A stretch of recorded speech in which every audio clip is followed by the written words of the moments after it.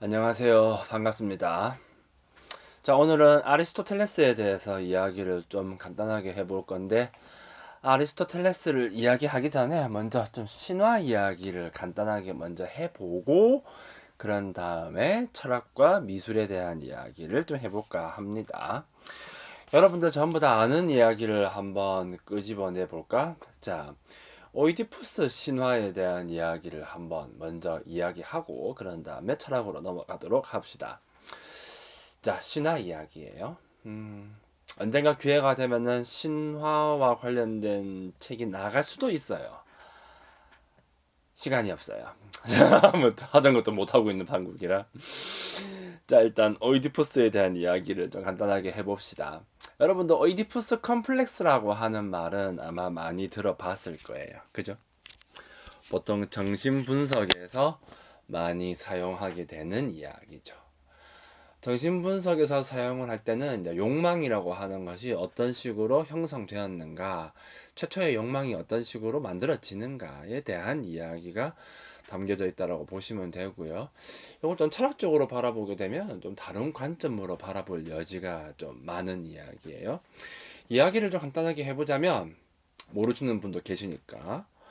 자, 그리스 테베의 왕인 라이노스와 그 부인인 이오카스테였나? 이 두 사람에게 이제 신탁이 내려지게 돼요. 보통 그리스 신화에서 신탁이 내려진다라고 하면은 그건 전부 다 아폴론이 내리는 거라고 보시면 돼요.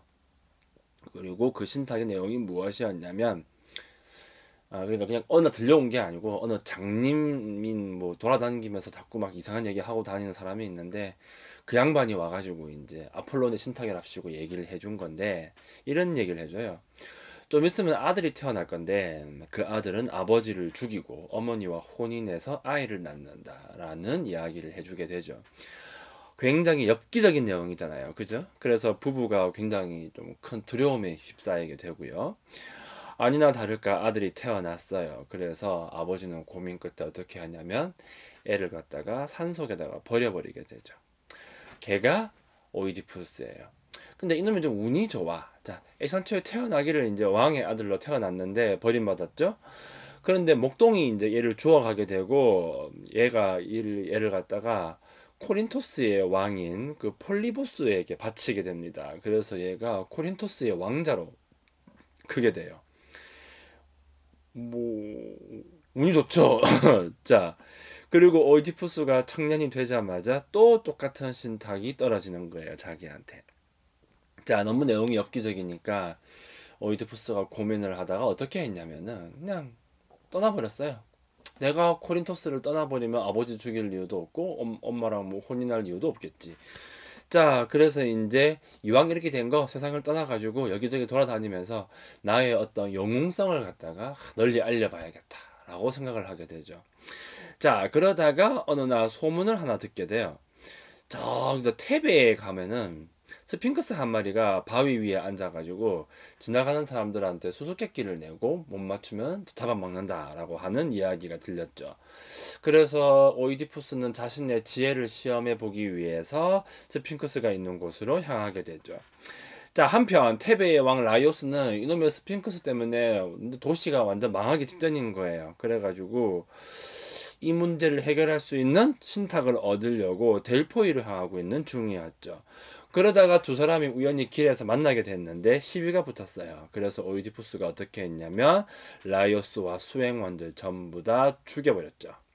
물론 본인은 아버지를 죽인지 몰랐지만 어쨌든 결론은 아버지를 죽였다라고 하는 현상이 일어나 버렸다는 것까지. 자, 그런 다음에 이제 스핑크스를 만나러 갔어요. 자, 스핑크스의 질문은 무엇이었느냐? 간단해요. 요렇게 얘기했죠. 건방진 인간이여, 죽음을 자초하다니. 내 너에게 문제를 내겠다. 아침에는 4발, 낮에는 2발, 저녁에는 3발로 걷는 동물은 무엇인가? 라고 물었어요. 이거 아마 들어보신 분들도 많을 거예요. 요 이야기. 정답은 사람이죠. 자, 아기 때는 4발, 좀 크나면 2발, 노인이 되면 짝대기 집어서 3발, 이렇게 했고, 오이티푸스는 너무 쉬운 문제라고 생각을 해가지고 그냥 답을 쉽게 맞췄어요. 자, 정답을 너무 쉽게 맞추니까 스핑크스는 모멸감을 느껴서 절벽에서 뛰어내려 자살했다. 한편 테베 사람들은 이 문제를 해결해준 오이디푸스가 너무 고마워가지고 왕으로 모시게 되고 마침 과부가 된 이오카스테하고 결혼을 시키게 되죠. 이렇게 엄마랑 결혼을 하게 된 거예요. 그리고 자식들까지 낳게 되죠. 그리고 먼 훗날에 오이디푸스가 이 진실을 알게 됩니다. 그러자 이 사람은 아폴론을 원망하게 되죠. 그때 뭐라고 얘기했냐면 이렇게 얘기했어요. 요 이야기가 소포클레스의 비극전집에 나오는 건데 여기 보면은 그대로 읽어드릴게요. 친구들이여, 내게 이 쓰라리고 쓰라린 일이 일어나게 하신 분은 아폴론 바로 그분이시여. 하지만 내 이 두 눈은 다른 사람이 아닌 가련한 내가 손수 찔렀소이다. 보아도 즐거운 것은 아무것도 보지 못할진데 무엇 때문에 보아야 한단 말이오, 라고 얘기하면서 그냥 눈을 그냥 찔러버린 거예요. 그렇게 해서 봉사가 되어버렸죠. 자, 아폴로는 굉장히 원망을 하고 있죠. 나에게 쓰라린 일이 일어나게 한 사람은 아폴론이다 라고 이야기하고, 하지만 내 이 두 눈은 내가 직접 찌르겠다 라고 이야기했어요. 자, 아폴로는 어떤 신이냐면 태양의 신이자 이성의 신을 이렇게 이해하시면 돼요. 그러니까 좀 합리적이고 이성적인 측면은 죄다 가지고 있다고 보시면 돼요. 그러니 자연스럽게 태양을 상징하게 되겠죠. 아폴론하고 정반대 선상에 있는 신은 누구 있냐면은 디오니소스라는 신이 있죠. 보통 바쿠스, 로마 말로 하면은 바쿠스라고도 얘기를 많이 하는데 뭐 술의 신 이렇게 많이 알려져 있죠. 술의 신이라고 하면 안 되고, 그러니까 술 먹고 난 다음에 또 증상을 보시면 돼요. 약간 좀 알딸딸하고 좀 비이성적이고 비합리적인 행동을 할 수 있는, 쉽게 말하자면 이성적이고 합리적인 게 아폴론이라면 디오니소스는 완전 반대되는 형태의 신이라고 보시면 돼요. 좀 더 감정적이고 좀 더 격정적이고 뭔가 비합리적인 뭐 그러한 측면들을 많이 보여주게 된다고 하는 거죠. 자, 이 두 신이 갈리게 되고 이 두 명의 신이 굉장히 중요해요. 특히 니체는 이 두 명의 신의 조화를 아주 중요하게 생각을 하게 되죠. 자, 아무튼 자, 그래서 아폴론에 대한 저주를 많이 내리게 돼요. 그 말의 의미가 무엇이냐면 아폴론은 이성으로 상징되는 신이니까 그 이성에 대한 믿음 이런 부분을 갖다가 약간 좀 안 좋게 바라보기 시작했다는 거죠. 애시당초에 좀 자기가 문제를 갖다가 떡하니 맞추는 것도 결국 자신의 두뇌를 이용해서 맞췄던 거니까. 자, 그러면 스핑크스의 질문을 한번 보도록 합시다. 스핑크스의 질문은 무엇일까? 이 질문을 이렇게 요약할 수 있어요. 한마디로 얘기해서 너는 누구인가? 라는 질문을 가지게 되는 거죠. 한번 생각해 봅시다. 네 발로 걷고 두 발로 걷고 세 발로 걷는 동물이라. 자, 오이디푸스는 그게 인간인 건 바로 알았어요. 네 발로 걷고 두 발로 걷고 세 발로 걷고. 그죠? 자, 그 말의 의미가 뭐냐면 이 사람은 어린아이의 삶이든 뭐 청년의 삶이든 노인의 삶이든 전부 다 어린아이에서 노인에 이르기까지 인간의 삶을 정말 잘 이해하고 있다라고 하는 어떤 확신, 그런 것들을 가지고 있었던 사람이다라고 이해할 수도 있겠죠. 하지만 오이디푸스의 지금의 모습을 봅시다. 어때요? 그는 어머니의 아들이자 아내이며, 아니지, 어머니의 아들이자 남편이며 자식의 아버지이자 형제 자매예요. 그의 삶은 엉망진창이죠. 내가 누군지라고 말하려고 묻는다면은, 누군가가 넌 누구냐라고 묻는다면은 오이티푸스는 그 부분에 대해서 명확하게 말을 할 수가 없다는 거죠. 아폴론적인 방식으로는 자기 자신을 설명할 수 있는 방법이 없다는 거예요. 어떻게 본다면 자기 자신은야말로 정말 혼돈 그 자체죠. 굉장히 좀 디오니소스적인 측면이 많이 드러나는 그런 사람이라고도 할 수 있을 거예요. 그래서 이 오이디푸스 신화라고 하는 거는 아무리 많은 지식을 가지고 있다 하더라도, 네가 아무리 똑똑하다 하더라도, 아무리 네가 아폴론을 찬양한다 하더라도 그 많은 지식을 가지고 절대적 진리에 닿을 수 없는 인간의 한계, 그런 것들을 많이 보여주는 이야기가 되는 거죠.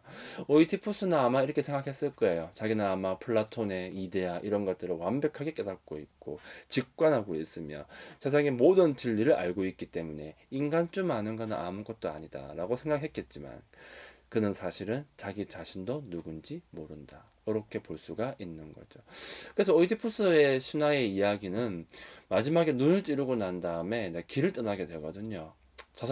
누구처럼 자살하지 않습니다. 이오카스테는 자살해버렸는데 오이디푸스는 그렇게 하지 않아요. 다만 그때부터 다시금 자신의 삶을 살아가게 된다라고 하는 거죠.